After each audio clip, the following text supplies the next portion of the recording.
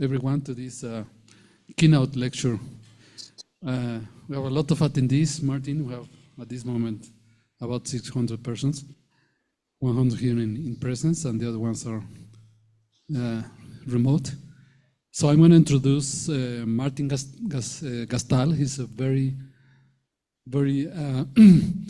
special guest, and thank you very much. So Martin Gastal is an applied physicist working as the partnership and engagement lead at Open Quantum Institute from 2006 to August 2024. Martin managed the experimental area of the Compact Muon Solenoid detector, where he was also facilitating the integration of new universities into the CMS collaboration through engagement focused on engineering and technology development. This involved setting up and supporting the development of projects that using CERN technology benefit local communities and promote economic development in partner countries. Since 2018, he has worked at the CERN, as the CERN advisor for the Middle East and North Africa region. In this role, he set up collaborations between the countries of this region and CERN, including training programs and technology transfers initiatives. Martin now works as the capacity building and partnerships lead at Open Quantum Institute. So Martin, thank you very much for agreeing on lecturing this keynote. And you may start whenever you're ready. Thank you. Okay, well, thank you very much for the invitation. Thanks for the organizer to make this possible. As you said, I've been at CERN for quite some time. In fact, it is now 22 years that I've been at CERN. I'm an applied physicist, which means that the first 21 years of my stay, I was working with a large detector on the Large Hadron Collider facility. A year ago, on the 1st of August, I joined a totally different field, which is the quantum computing field at CERN. And I joined an outfit called the Open Quantum Institute. So tonight, I will give you an overview of what we do at CERN in general, and then focus on what we're doing at OQI. Even though I worked in Spain, my Spanish is a bit rusty, so I hope you'll forgive me, but I'll give this lecture in English. So well, probably I think you heard about CERN. Our key mission is high energy physics, and we are most famous for the current collider that we are operating, which is called the LHC. And what you see behind me, but also what you see on this slide, is actually the inside of the Large Hadron Collider at CERN. It is our flagship project, but we do a bit more than that. So what I'll do is I will spend a bit of time explaining who we are, what we do at CERN, how we relate to technology and education, because having UNAM into our network is really making us very proud, and this is the sort of partnership that we cherish. And the second part, I will really only focus on the Open Quantum Institute, which, as you will see, is quite unique in the type of value proposition that we bring to our partners. So let me start with setting the stage. CERN is located at the border between France and Switzerland. In fact, on this picture, you see Lake Geneva. You see the airport, just to give you an idea of the scale. The red line that you see here is the border. So on the right-hand side of that picture, this is Switzerland, and Geneva, downtown Geneva is actually down there. And on the left-hand side of the line, this is French territory. And this line that you see here, the white line, this is the footprint of our Large Hadron Collider. It is 27 kilometers long. It is buried 100 meters underground. And today, CERN is the largest laboratory for particle physics. So the let's say the main mission of the lab is to explore the fundamentals of particle physics. But because we are operating the sort of facilities that are unique in the world, we can't buy the technology we need off the shelf. We can't go to Siemens or ABB and buy a collider, you know. So because we need this technology and they are not available, we have become also a large technology development organization driven by fundamental research. But as I hope I will convince you in this presentation, a lot of the technology that we develop for fundamental research are actually useful for society in a very practical manner. To understand what we do at CERN, I think we need to go through 4 different pillars. First one is research, as I was saying, really focusing on our needs to try and explain how the universe works. But we couldn't do that on our own. So the second pillar is collaboration, and this is where Mexico and UNAM come into the picture. We will also look at what sort of technologies we are producing and sharing, because CERN is a non-profit international organization. And so we strongly believe in open science, open data. So our technologies are then given back to society. And I will illustrate that. And finally, I think it's very topical also in a workshop organized by a university, education and training, because we do believe that the best way to secure talent in science is to start training people as early on as possible, you know, creating a sort of talent pipeline. So let me start with research. So this is maybe a picture you've seen in the press a few times. This is a picture taken 100 meters underground inside the Atlas detector. To give you an idea of the scale, you can see here, I hope you see my mouse, by the way, but at the bottom of the picture, you see one of our colleagues. So this picture already gives you an idea of the scale of things that we are not only developing, but building and operating at CERN. This detector is, at the time, was hosted in the largest cavern ever built. And it is not intuitive. Why do you need something that big to study particles that are essentially subatomic particles, so very, very small? And one of the answers is that the sort of particles that we are creating by colliding protons inside the Large Hadron Collider interact very little with matter. So you need an awful lot of matter to have a chance for this particle to leave a signature of their presence into the detector.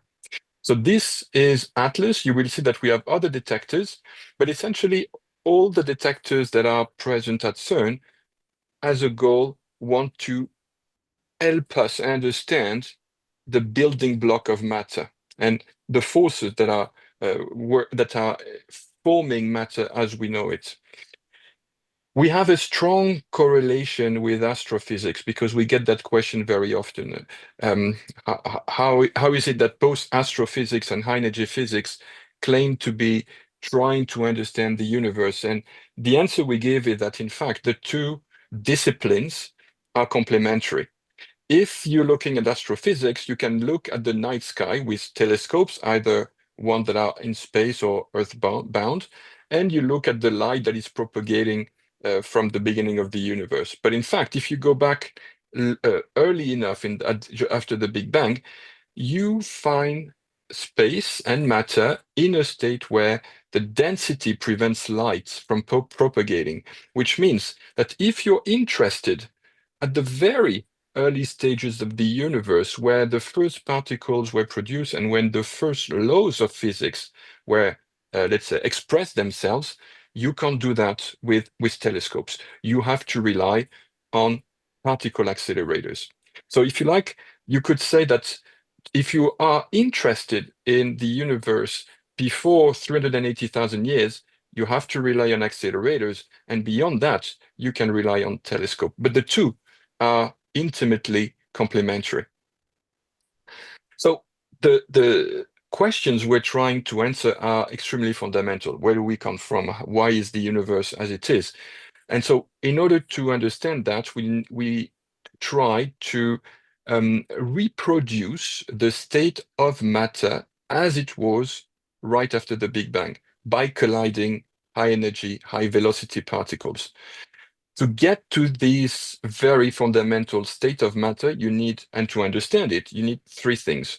First, you need accelerators. These are the devices that are going to accelerate, in the case of the LHC, the protons or heavy ions, to almost the speed of light and make them collide. Accelerators, again, are not the kind of devices you buy off the shelf. So you will see that there's an awful lot of CERN technology that has been essential to producing the sort of accelerators we're using. Next, you need to be able to detect what happens when two protons collide. And so for that, we have detectors. And detectors, you could see them as extremely fast 3D cameras. And when I say extremely fast, it's because these detectors are taking pictures every 25 nanoseconds.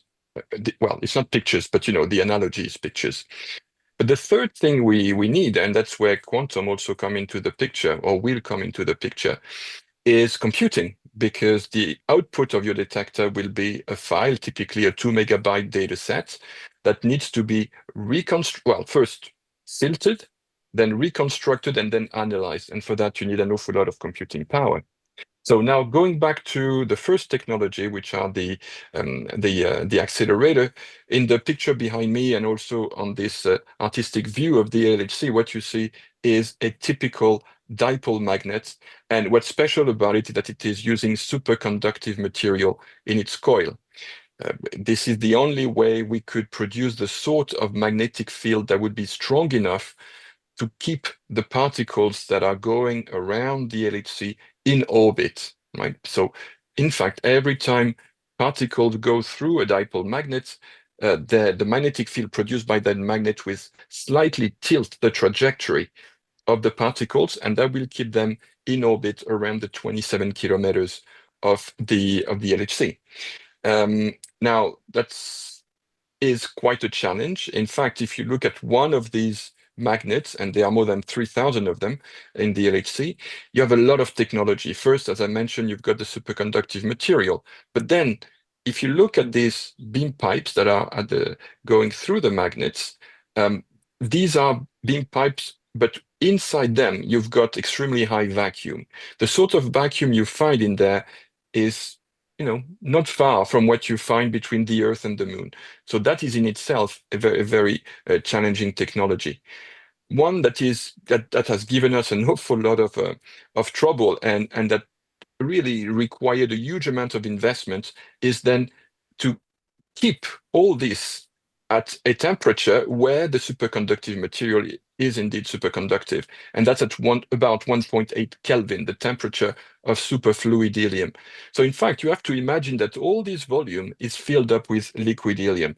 And that's quite a challenge when you have 27 kilometers worth of such a cryostat, in a sense. So that in itself was also a huge innovation that started at CERN and that then was, again, disseminated throughout our industrial partners. These magnets are keeping the protons in orbit around the 27 kilometers of the LHC. As you can see, the story starts, in fact, on the CERN main campus, which is this little piece of urban area crossed by the French and Swiss border. So it starts with the first accelerator, then a second, then a third, and eventually it is injected in the LHC. But then you want these protons to collide. And for that, we have a number of what we call collision points or interaction points. We have one which is Atlas on the Swiss side, one which is CMS on the French side, and then you've got two other collision points that are for very specialized detectors. We tend to say that CMS and Atlas are general purpose or exploration detectors. They have a wide range of detection mechanism that they can be used for. LHCb analysis are a bit more specialized, but equally important. Now, once this the protons are colliding, they produce biparticles. What is, I think, difficult to grasp sometimes is the frequency at which we are producing data sets. The output of a detector, as I was saying, is about 2 megabytes of data. But because we are colliding the protons every 25 nanoseconds, the LHC produces 1 billion particle collisions per second. Altogether, there's no way we can either store or analyze that much data. So very early on in the data acquisition chain, we need to decide, do we want to keep this particular data set, or do we want to forget about it? And when I say forget about it, I mean this is literally because once the data set is rejected, is ejected from the buffer, the data acquisition system, it's lost forever. So there you also grasp the importance of how you're going to sort out, how you're going to filter out your data. Because if your filter is too selective, you could be throwing away Nobel Prizes, right? If you are having a filter that has an acceptance that is too large, you're going to have so much data you'll never be able to analyze it all, because the amount of researchers that are, let's say, working on data analysis is limited. So very early on, you have specialized filters that will decide what to do with this data. Then it will be put on tape, and it will be then sent throughout the world for analysis.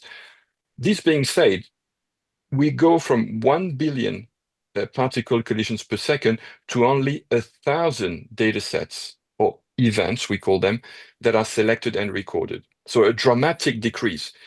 And that in itself is something that requires an awful lot of clever computing. Clearly, there is plenty of AI that is injected in there, plenty of fast electronics also. But once the events are on tape, that's not the end of the story. We have decided at CERN to decentralize our computing capabilities. So even though the collisions happen at CERN and the data sets are stored at CERN, the analysis is done mostly outside of CERN. So we have a number of computing facilities in our network. We arrange them by tier. So the tier 0 is CERN. Then the very large computing centers are tier 1s. Tier 2s are typically university clusters. And tier 3s are, well, it could be a medium-sized university or even individuals, right? The idea is that by pooling all these resources together, we get 1.4 million cores, and we have a very large resilience in a sense that we got 170 data centers, so we can afford one of them coming on offline. At any point in time, we have about 1,500 petabytes of stored data worldwide. So again, what we are trying to do when these data sets are sent to our partners, to our computing centers, is to understand matter better.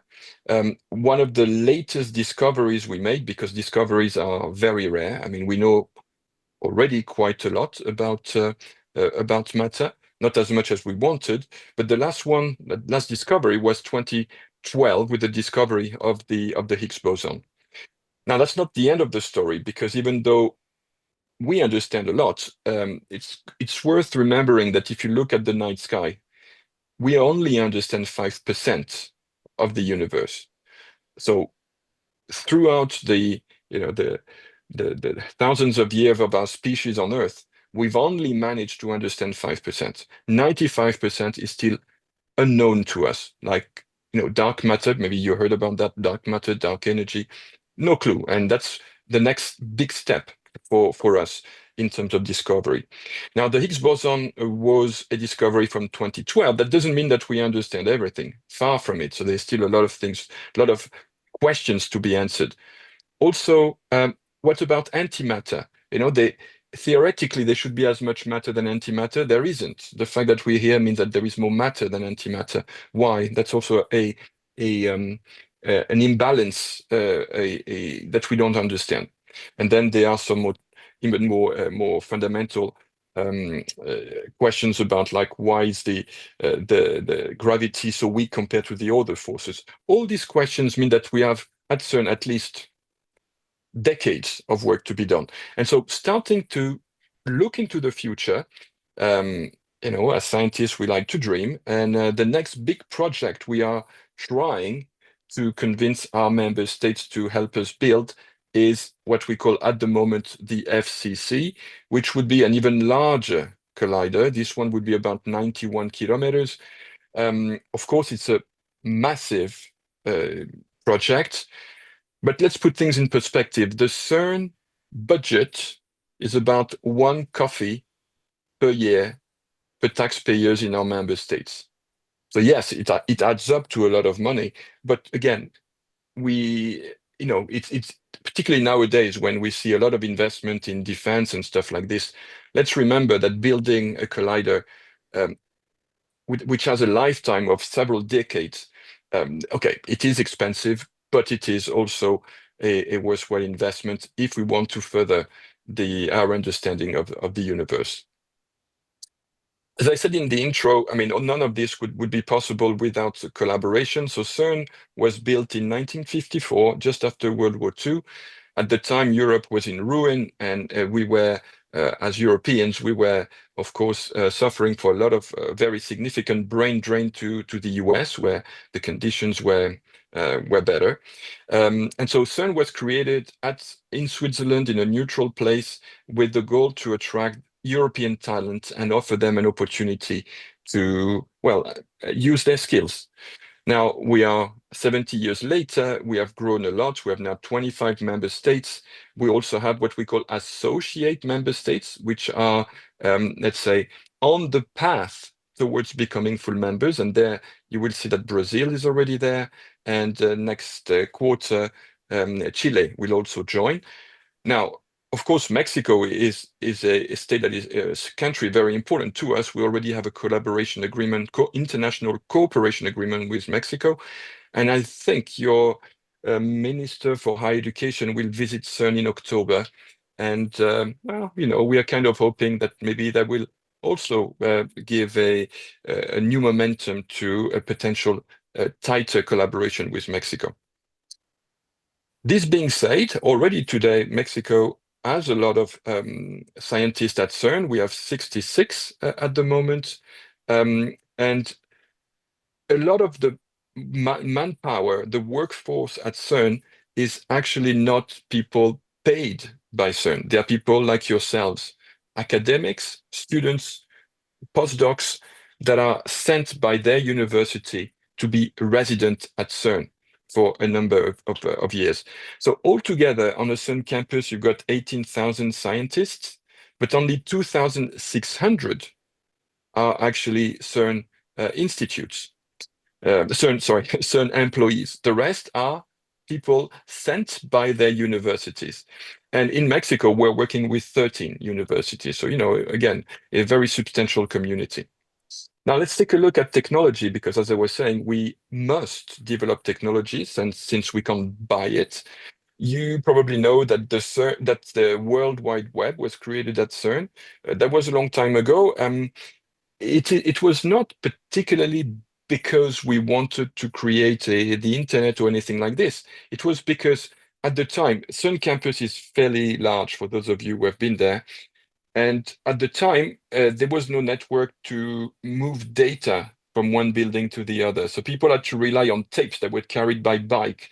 And one day, one of our computer scientists said, well, there's got to be a better way. And this is how the web was created, to exchange data.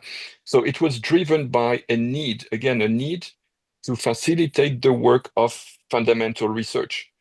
And the web was out, and now we use the web every day. So this is a nice illustration about how investment in fundamental research actually leads to technology that we use every day in society. Now, more recently, we've been working on medical imaging, cancer therapy, a lot of, maybe that's quite surprising, but a lot of collaboration also with industry.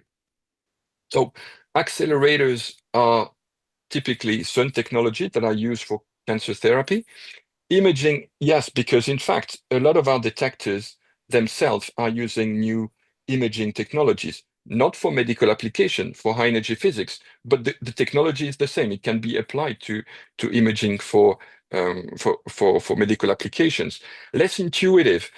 We are also collaborating with Volvo on self-driving algorithms because our machine learning technologies used at CERN, as I was saying, to filter data, to reconstruct data, are providing some interesting new alternative to further the research in autonomous vehicle. And okay, that's much more exotic, but it's still there. We also, with our beams, we have the capabilities to look kind of an X-ray of cultural heritage by scanning and looking at what is under a particular layer of paint. So again, just a few illustrations of what the technology that we have developed can do for society. Now, next, education and training. I think for those of you that are still completing their study, that might be interesting. At CERN, we've got 3,000 PhD students. It's a big number, but I think what is even more impressive is that when you are on our campus, um, you are joining a community of scientists that have as the culture let's say the the concept that you are here for science, and therefore, if you can help your fellow students, you should do it. So if you have a particular problem when you are at CERN, you can bet you're going to find somebody to help you solve it. So it says joining CERN is joining a community that has this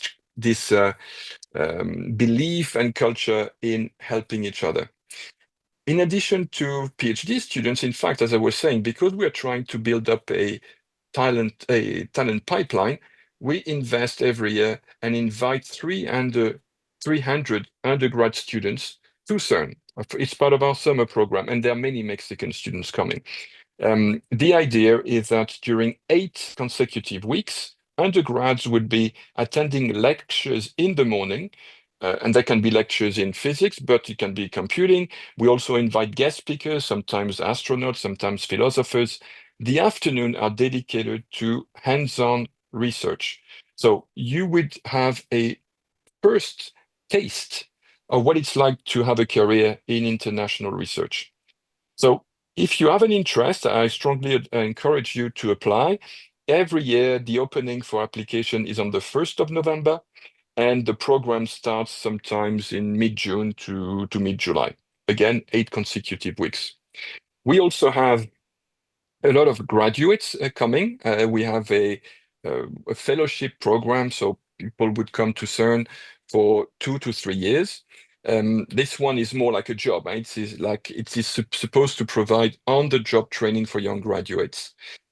But we went one step further, thinking about this talent pipeline.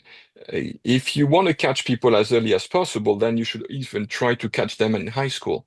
So we are also training high school teachers. 15,000 of them participated to our program.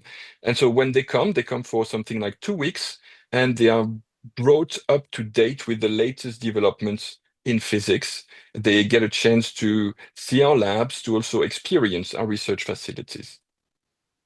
But of course, all these students cannot stay at CERN. A lot of them go to other parts of the world and other parts of in fact, the job market.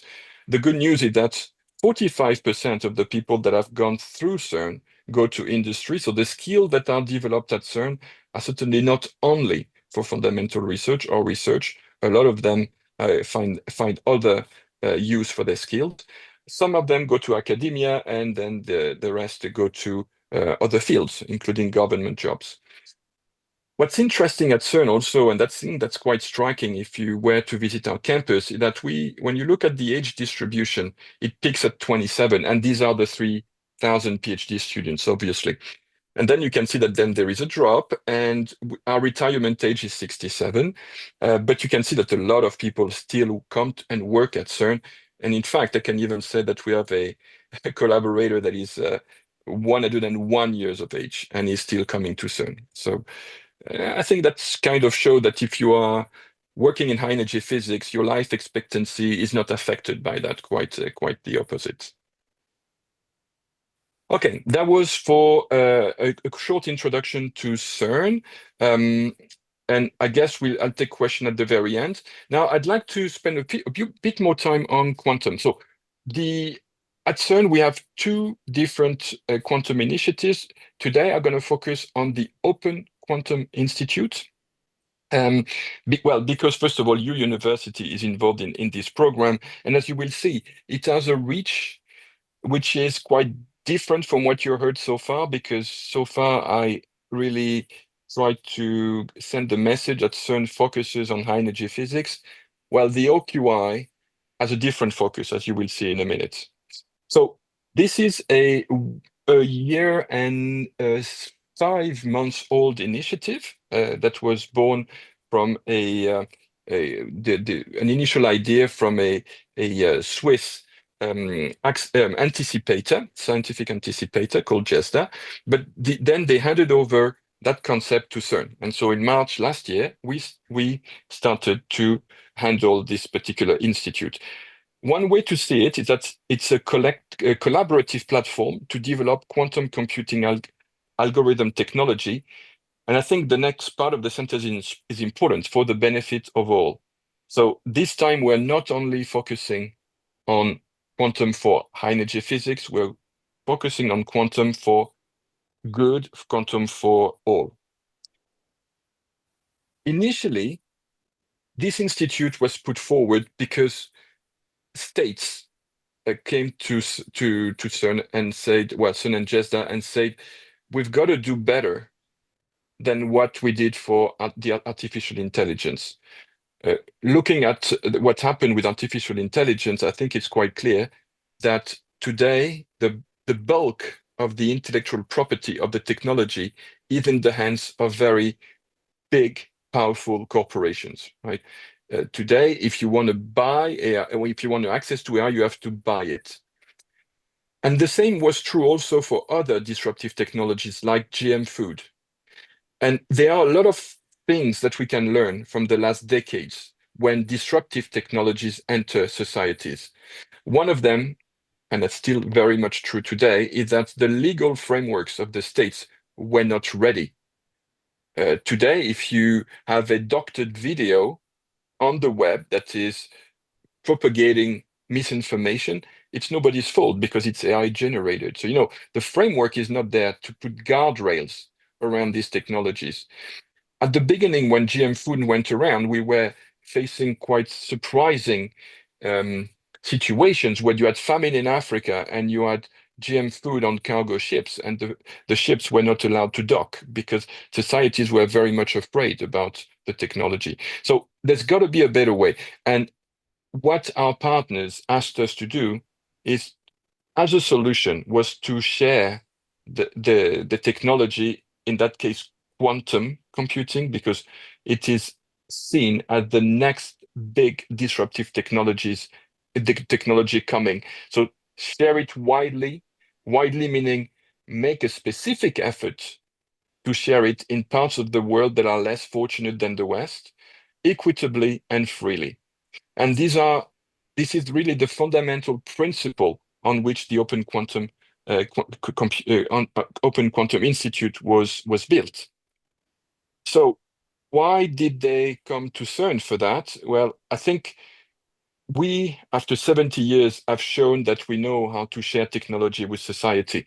Okay, I mentioned the web already, so I'm not going to do that. I also mentioned accelerator. These are just an illustration of the many technology that we pass on to society. But we're also non-profit. We're also inclusive. We have partnerships with over 700 partner universities worldwide. And we have this open science concept in our DNA. That's what we do. We share the technology. So this combined with the fact that a lot of what we do is based on collaborations, we were seen as to be the right place to implement this idea of an open quantum institute. So how does that work? And this is really the top level model, and then I will go into the specifics. What we are trying to do is to push the development of quantum computing technology, but we believe that this has to go through a collaboration between the public and the private sector. And this is difficult because typically, if you are from working for a company, the way you work is fairly different than if you are an academic. So it's not always easy to find a common denominator between a project for a private sector and public sector. In order to find a level playing field, we decided that all our research, all our development would be related to sustainable development goals.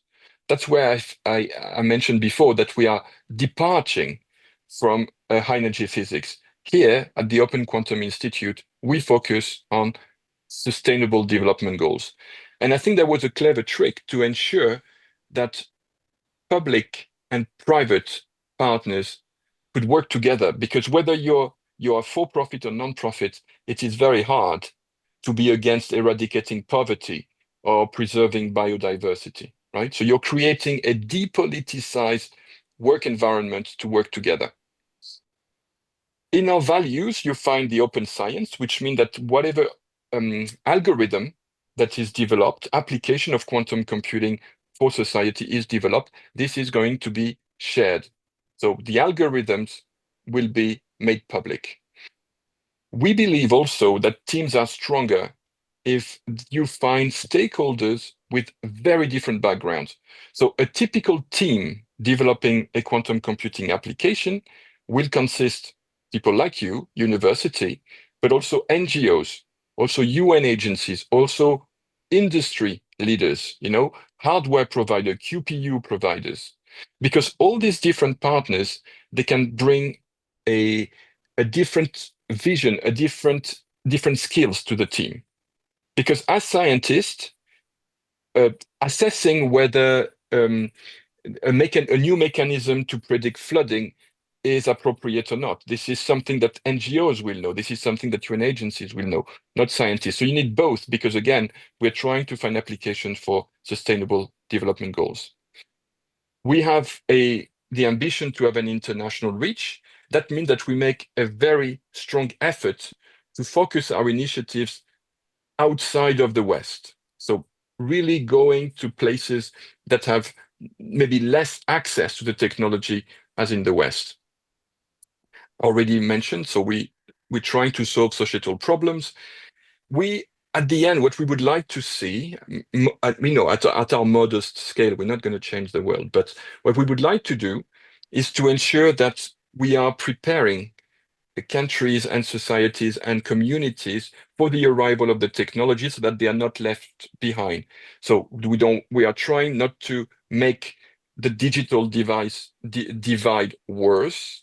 We're also trying to bring the minimum amount of knowledge into the education system to prepare the students for the arrival of the technology.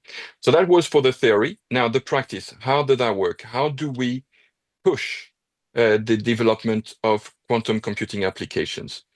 Very simple. We have a website. Yeah, you can find the URL here, and you have a particular tab called Get Involved. And if you go down there, you will find an option which is submit a use case idea.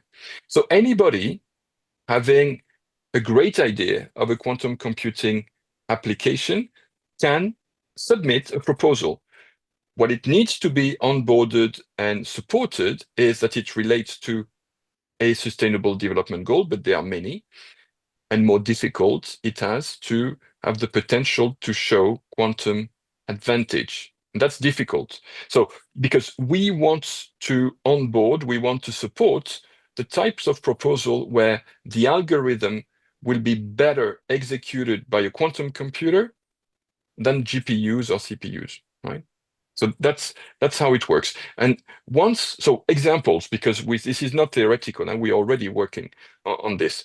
On SDG number 13, climate action, we have a proposal coming from 2 universities in Malaysia to use quantum machine learning solution to better predict flooding, which is a recurrent event in that part of the world. And the what we call the domain experts, so the partner in the consortium that is helping us understand the problem, the practicalities, is the UNDRR. Another example from Lebanon, we have a proposal that is being supported to model underground water resources of the country, and so that we can simulate how they will be affected by global warming. So there again, you need, of course, computer scientists, but not only. You need hydrologists. You need people whose job it is to assess how water is affected by climate. So these are for 2 examples, but I'd like to spend a bit more time on the one use case that involves Mexico. So this is a water leak detection application. You can see here the stakeholders, and our domain expert is UN Habitat. So the concept here is that when you have a very large city with a very large water distribution network, drinking water distribution network, it is completely standard to have a lot of leaks because this is underground. You don't necessarily spot the leaks. And the older the infrastructure, the more leaks you've got. And this is really a very, let's say, great waste of resources, because this is drinking water that has been treated, and sometimes in parts of the world where water is not that easy to come by. So the concept of this application is we taking the network, the blueprint of a drinking water network, we're going to feed this data to an algorithm that will optimize the positioning of leak detectors to catch the maximum amount of leaks, and therefore be able to focus the maintenance work on the areas of the network where these leaks are. We came to Mexico City not so long ago, I think it was a few months ago. So we met with the operator of that network, and we started to design the algorithm. But of course, jumping from an algorithm developed as a team to an application in Mexico City, that's a bit too ambitious, right? I mean, the network is gigantic. So in order to train the algorithm, we're using something a bit smaller, which is the CERN campus. So this is a picture taken when one of our OQI intern is looking at the flow meters in one of our galleries. This is a picture of the CERN campus network. And so using the data from CERN, which still has 700 buildings, so it's a bit bigger than a village. We are now at a stage where the algorithm is being trained, and we are certainly believing that by the end of this year, this algorithm will be running on QPUs, right? And so our partner for this is Pascal, because something I should have said is that in all these projects, we are working, of course, with the big qubit providers, because when OQI was created, it was already clear that there's no way we could compete in the hardware, right? I mean, the private sector has invested in the hardware technology for decades, so there's no point trying to catch them up. And in fact, you will find that all these partners, the IBM, Microsoft, they are part of the OQI community, and they are helping tremendously with the development of the technology. So what do we offer? First, when a use case idea is being submitted through our website, we will do an assessment. First of all, in terms of impact related to an SDG, also making sure that the proposal shows a high probability that the algorithm will run better on a quantum computer than on a classical computer. And cherry on the cake, if we feel that this particular application has the potential to push the technology beyond the state of the art, trying new algorithm, then it's even better. So this is the first filtering. If this is successful, and I have to say, 80% of our proposal fail here. showing that quantum computers will do better than conventional computers.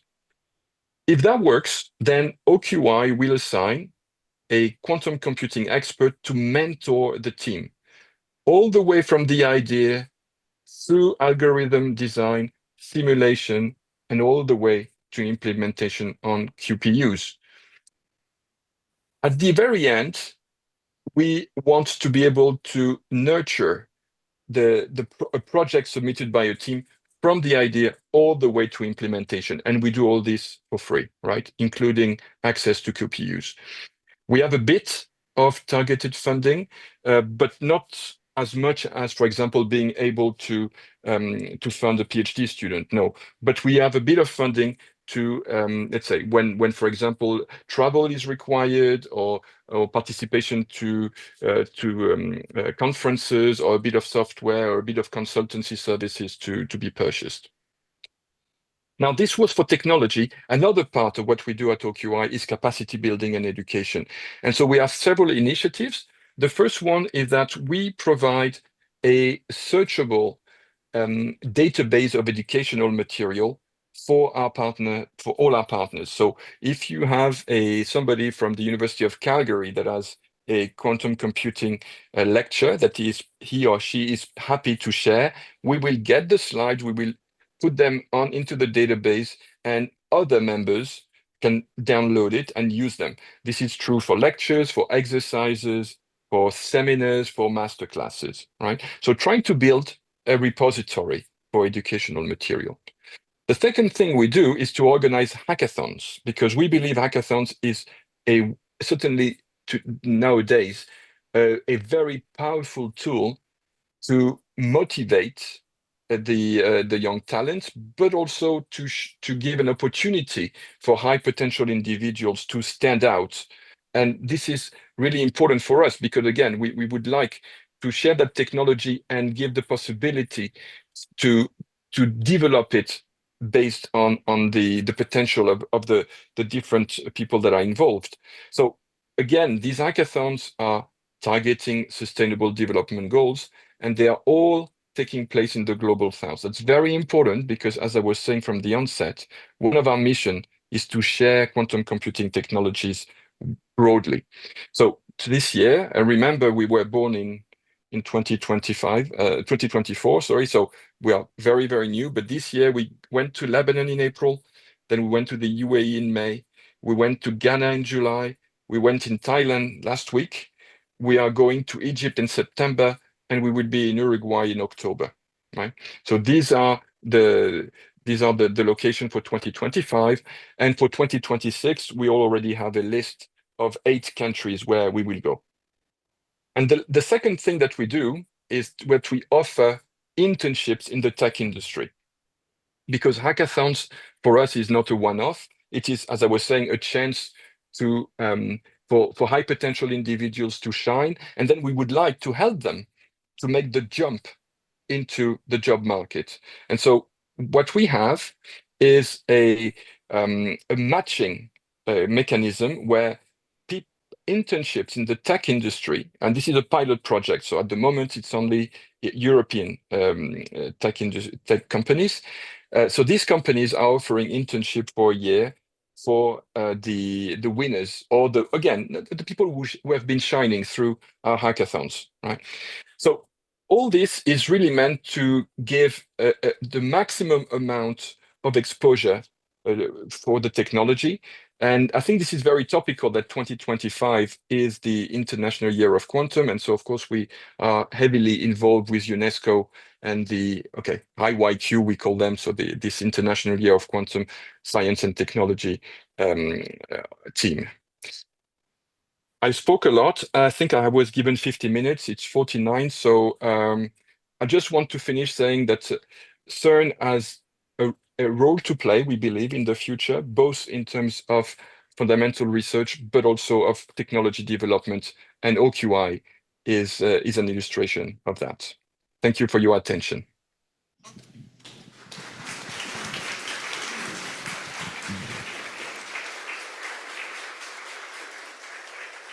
Thank you so much, Martin, for such an interesting talk. the interest of our participants was triggered, and as an evidence, we have many questions for you. To start, we apologize with our participants because we only have 5 minutes for questions, so let's choose the most relevant, right?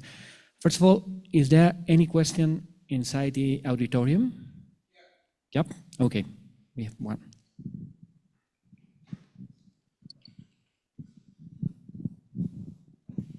Hello, hello. Yeah.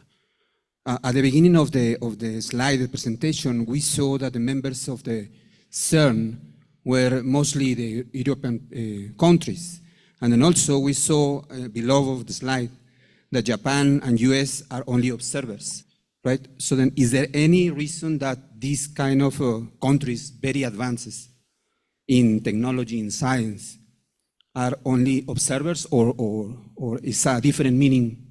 The observer of the member? No, very good question. So there are different ways for countries to collaborate with CERN. If you are a member state, like Brazil, then you pay automatically every year into the operation budget of CERN. And some countries are happy with that, and some others would prefer to inject financial resources for specific projects. So that's the case of the US and Japan. US and Japan are massive investors into CERN, but they don't do it in an automatic fashion. They do it as one shot. It is, yeah, it is a choice. I mean, if I look at the CMS collaboration, so the one of the big detectors, 30% of the funding comes from the US. So you see, it's fairly significant. But you're quite right to point out that they are not members. Maybe one day, you know, every year we get more members. This year we saw Ireland, which, okay, is European, but, you know, had not been involved, and now they are becoming a member. Chile is going to become a member, and I certainly would dream of Mexico becoming a member. But, you know, these are the sort of decisions that have a very significant political edge, in a sense that as soon as you start talking money, it might be more comfortable to do one shot than automatic contribution. Thank you very much for that answer. Next one is from Discord. It says something about physics. To replicate the early universe, scientists work with high energy experiments. However, the problem of dark matter remains unsolved. While there are theoretical proposals, it has never been directly observed. Could quantum computing help resolve this issue? Okay, that's a tough one. I mean, the thing is, who knows? Because the problem with dark matter is that we're not really sure what it is. So we certainly are working towards new ways to analyze our data. Because as I was saying, we only keep a fraction of what we produce in terms of data sets. And that's because in our filtering system, we try to program the selection based on what we think is out there.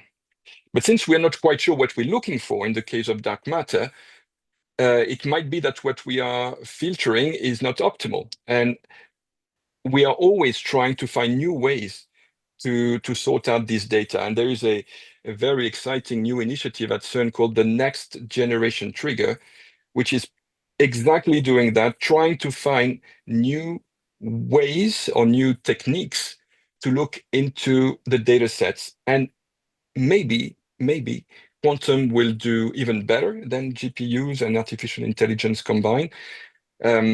So I'm sorry, I can't really say yes or no because we're not sure what we're looking for.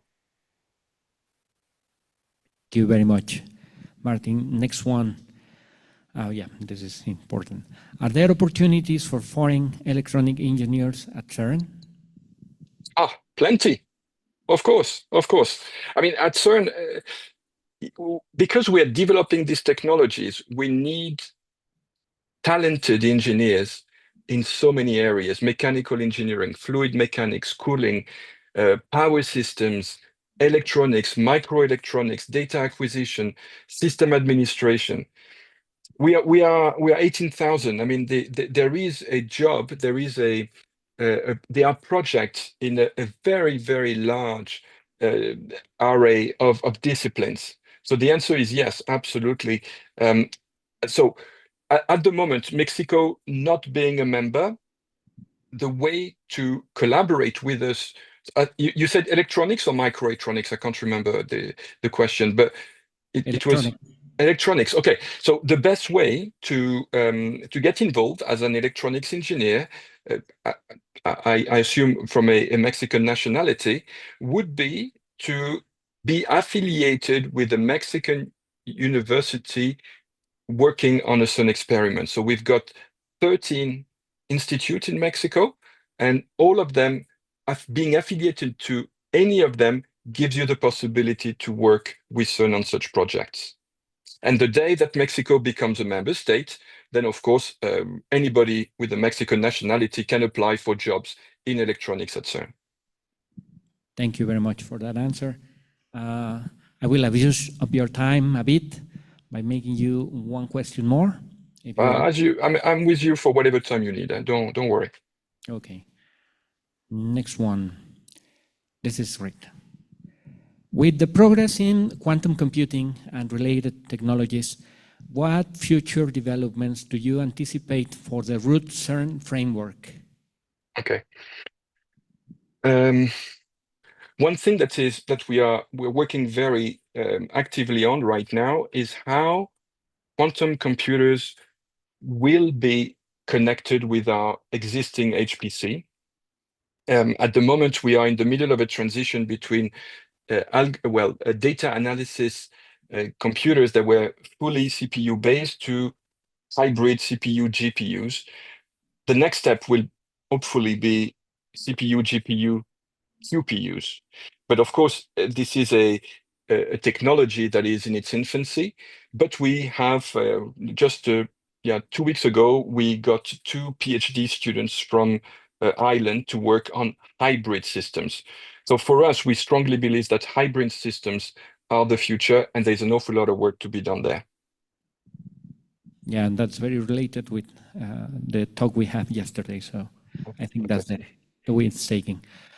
One final question. Yes, I know. I said the last one was the final, but what has been the most significant social impact observed from working with Mexican communities affected by water loss?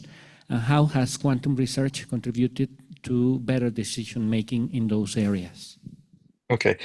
So the use case that I presented at the moment is running on an emulator because we want to make sure that it is at a stage of maturity compatible with deployment on QPUs. So at the moment, this water leak use case for Mexico has not been implemented beyond simulation. Now, the next step, let's imagine that everything goes well, and as per our schedule, by the end of the year, the algorithm is running on real QPUs at Pascal. The next step would be to collaborate with Mexico City to get the blueprint of the drinking water network and feed that data to the algorithm, knowing that, as you very well know, the hardware as it is today, I mean, if we can get our hands on 100 QPUs, it would be already quite nice. You know, we're not at. It's not clear that the existing available hardware will be able to digest the huge amount of data that will be coming from the drinking water network of Mexico City. But at least we will start to try to work with a real life use case scenario. So in terms of timeline, it's a bit hard to know. If the implementation on QPU is successful by the end of the year, then I'm guessing 2026 is really when we're going to start seeing data sets, or let's say blueprint data from Mexico City fed to the algorithm. That's great. We hope everything goes well because Mexico will be very happy to have success on that area. So now I pass the floor to Dr. Boris to close this session. So Martin, thank you. Thank you very much for this interesting conference. I think it complements very well the one that we received from Catherine Lefebvre.